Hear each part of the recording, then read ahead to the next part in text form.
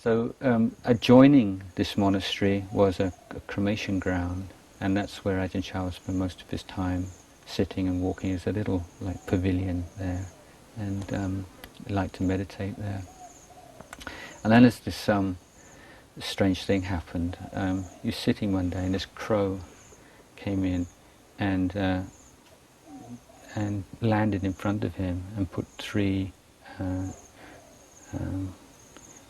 blades of grass in front of him, and then flew off. Kind of weird.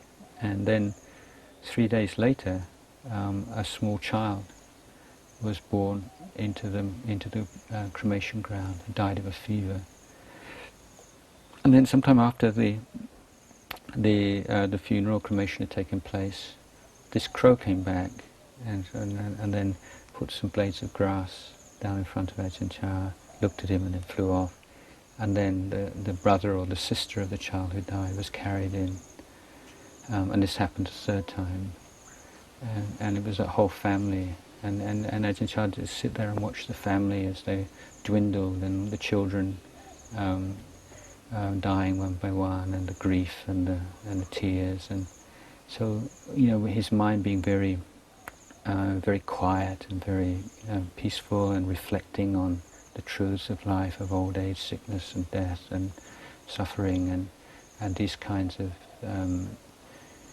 topic with a mind which is very bright. And so it's not like depressing. If it's depressing, it's not meditation. The mind has to be very, very bright and clear and happy before you can reflect on these kind of subjects very well.